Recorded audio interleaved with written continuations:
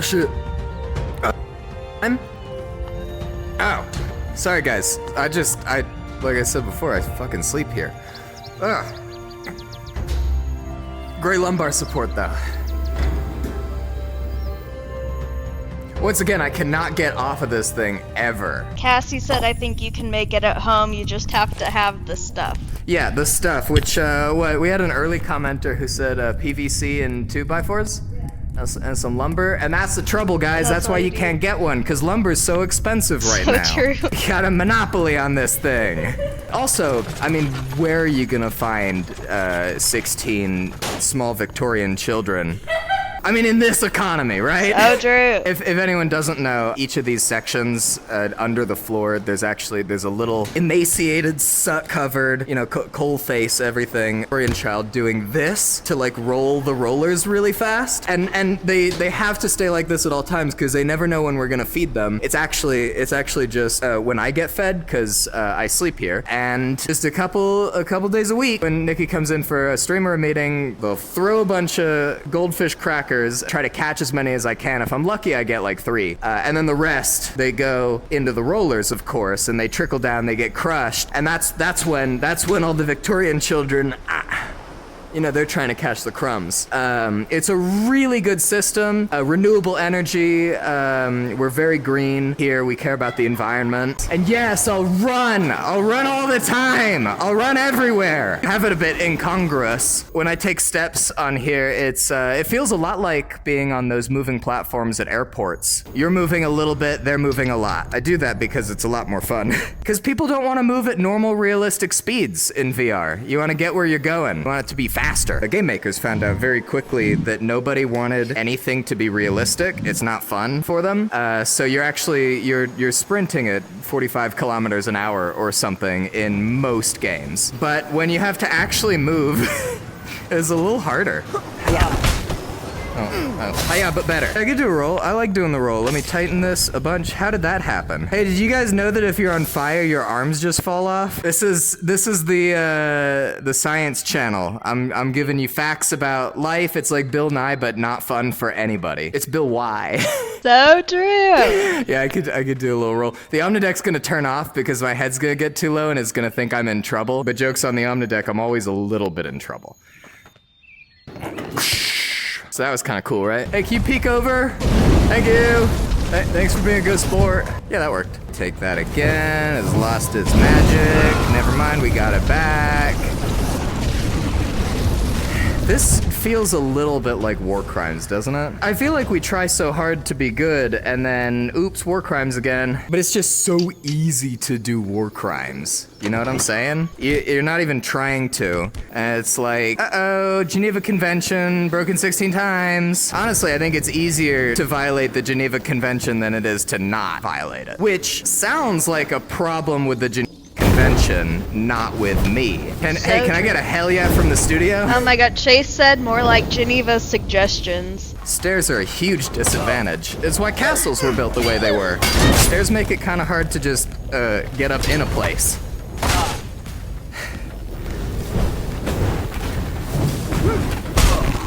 I read that spiral staircases in castles used to be, what would it be? Clockwise, counterclockwise, one of them. So that the majority of people who were right-handed could fight around the corner. Made it a little bit easier to defend. That's kind of neat. That's a lot of thought going into the design of a big old place. Must have been people's entire lives to think about that kind of stuff. Cause, well, I guess you would die if it didn't work out very well. Yeah, I've done a terrible job of not being dead. But it's okay, because it's a video game, and I can just drink to solve my problems, just like real life. Okay, let's try out for track and field one more time. Now we gotta do the jav part. Whoops. Okay, again though, but better. You get 3 tries, right? That's how it works? Okay, well that's 2. Shit! Okay. No, I think it went a little bit, not a lot. How about I do my own style? Yeah, that was a hit. That was a hit. Uh-oh, we got lasers already. Get out of here with the lasers. Oh no, it's throwing a rock at me. That's fine. It missed. Get closer. Get closer. Please? We got a strategy. It's cool. And now here, we're gonna land very gracefully. We're gonna hold on like that. Gonna do 1, and uh-oh. 2. Okay, then back off. We got 2 of the harder ones. Uh-oh. I broke some of the Omnideck, don't worry about it. Am I getting attacked? It's fine. That's a good thing to show off every once in a while, though. The Omnideck is safe to a fault. So someone asked earlier when I was rolling around on here if I'm worried about my hair getting stuck in it. No, because if anything gets stuck under the rollers, they're made to pop up and out immediately, which is pretty nice. Hey. Yes! Oh, look at all that! That was efficient as fuck! You proud of me? I'm proud of me. Okie dokie. Gonna go for the arm one and see if we can position right. There. And there. There. Yes! Oh, crap. Almost perfect. Very careful. There we go. And we do a cool thing and we don't mess it up. Doing my own sound effects does make us more powerful. I hope everyone understands that. I'm not doing it because I want to, I'm doing it because it makes it better for the game. Beating that golem boss is it's tough, it's a little strenuous. So I think this is all a bit slow so that you have a little bit of room to breathe. It mirrors the human body, because we have that sympathetic and parasympathetic nervous system.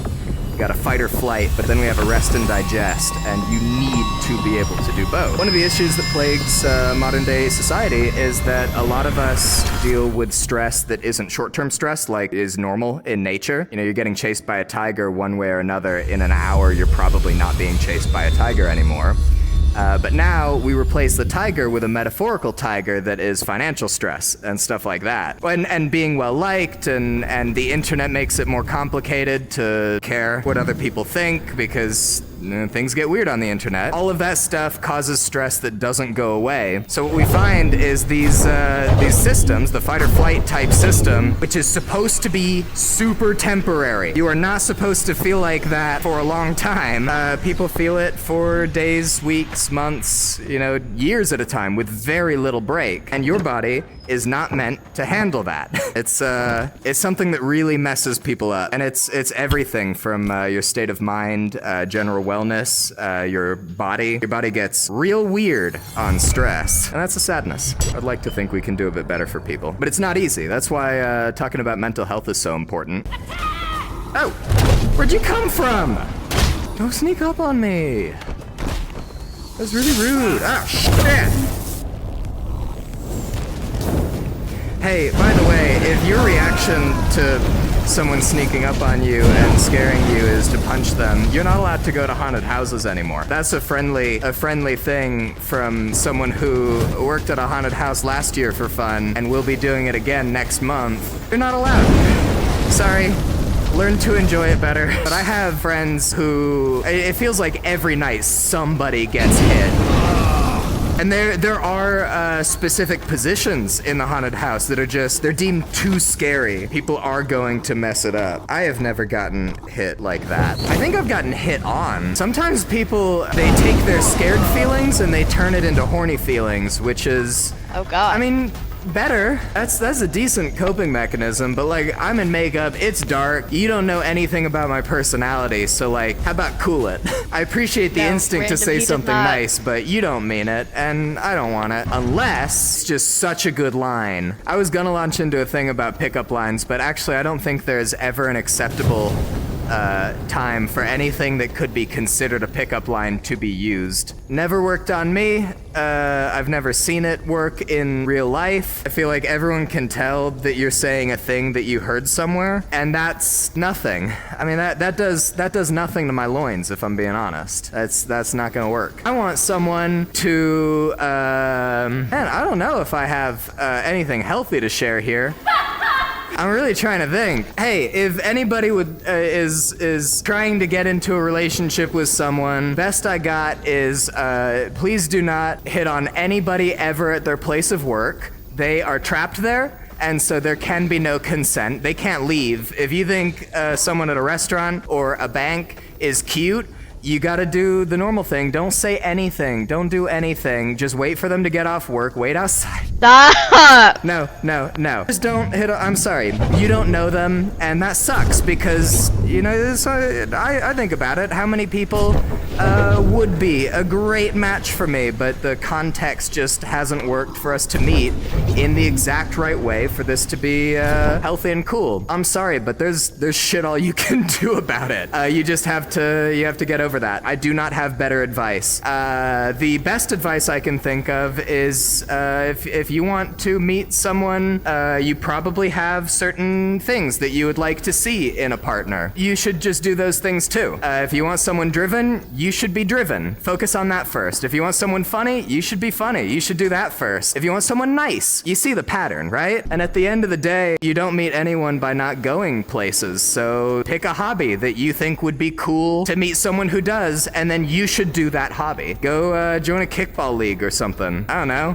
Join a for-fun after-school accounting program. I don't know. Whatever makes sense to you. But there are other people, I promise you, also hoping to meet someone, wondering how to do so. And if you guys are all going to places where you would meet, then it's just not gonna happen. Step 1, get healthy by yourself, though. Really, I cannot overstate that. True. You can't be in a healthy relationship. What's the RuPaul thing? If you don't love yourself, how the hell are you gonna love anybody else? Words to live by. Ooh. If you're already in a relationship, I got fun stuff about love. I studied relationship psychology briefly in school, and it's super fucking interesting. You know, there is a model to not quantify, but identify different aspects of love. There's 3 parts. I'm not saying this is an end-all be-all, but there tend to be 3 accepted pieces of love. There's passion. That's what you think of as hot and heavy, early stuff. You know, new relationship, very excited, very into each other in every possible way. That's the physical one. There's intimacy, which is not the physical one. That's knowing someone deeply. That's knowing everything about them and feeling connected and feeling like you understand each other. And then there's commitment. That's just long-term commitment to each other. And this isn't just for romantic love. You can have high levels of intimacy and commitment. That's knowing each other very well, caring about each other, and being committed to each other for the long term. That is what I would call a really good friendship. You can have passion and intimacy, and I'd call that a new relationship that probably has some good bones. You care about each other and you're into each other. That's great. You can have commitment and passion. That's a long-term friends with benefits. Cool, guys, if everyone's into that. And then there's... I fucking hate this, but it's not official, I don't think. When you have all 3, it's considered the Notebook love, which, Nikki, you know my feelings about the Notebook. The Notebook sucks. Fight me on that. It is not a good example of love. It's a good example of obsessive behavior based on nothing and living your entire life addicted to a person, building a house, to the point where I'm pretty sure their kids visit them at the home that she's at, and then he's like, okay, hey, yeah, your kids are here, but like, you guys fuck off. I'm trying to have a moment that I have every single day with your mother. That dude did not care about his kids. He cared about her. That's not healthy. That's not a good thing. Also, they were mean to each other, so I don't like that. But if we're separating the name from it, just because I hate that movie is not a good example of love and no one should base their ideals of love off of it, then yeah, having intimacy and commitment are cornerstones of a long-term romantic relationship. Passion, to be completely honest with you, is gonna come and go. That is the most normal thing in the world. Sometimes you're into each other, you think the other person is the bee's knees, and you have his clothes off. That is great, but it's not realistic to expect that all the time. That is not, that's not how people work. It comes and it goes. But as long as you have a long-term commitment to each other, you're able to communicate effectively, you know each other well, then that will always come back. You just have to, I don't know, want it. You have to want those feelings to come back, and they will, because they are natural. To be clear, I'm not qualified to, you know, give relationship therapy or advice beyond what you would accept from, like, a friend who's interested in this stuff and maybe read a study once. But I do think it's important stuff. And a lot of people have unrealistic expectations of love which become unrealistic expectations of one another, which become less than healthy relationships. You can control your expectations, and you should recognize that nobody's perfect. And a lot of relationships start off with putting each other on a pedestal. You know, they're paragons. You see all the amazing things about them, but you're blind to their faults. You are not in love with them, you're in love of them. And there's nothing wrong with being in love with the idea of someone. That is super normal. It's just that you can't hold them to that standard forever, or it's not gonna work out. Because they're just peeps. But, you know, that's showbiz, baby! We can put the Omnideck onto maintenance mode, have it continue to move endlessly. Okay, then I have to like get off the thing, and if I get off the thing, I'm gonna take a shot, and then, hold on, no, I like this idea now. Are you going to drink? Oh God, what did you do? He broke everything. Everything. Oh God, everything's broken. Jesus. It's so fine, you guys. Everything's fine. Everything is also broken. Everything is a-okay. Everything is just fine. Hey, are you telling them that we're super professional? Oh yeah. We're super professional. We're super professional. We've never done anything wrong. We've never made any mistakes. What even are those? I don't even know what a mistake is, because I've never done one. And neither have you, because we're perfect people. We're perfect. We were born perfect. We were created in the image of Yeshua Denzaret. Did you hear this? Probably. My mic's on. Wow. Yeah. Yeah. Hell yeah. Thanks for watching, guys. And make sure you totally frickin' smash that like and subscribe button, or else I'll get a warlock to do a curse on you. Okay, thanks, love you, kisses, bye!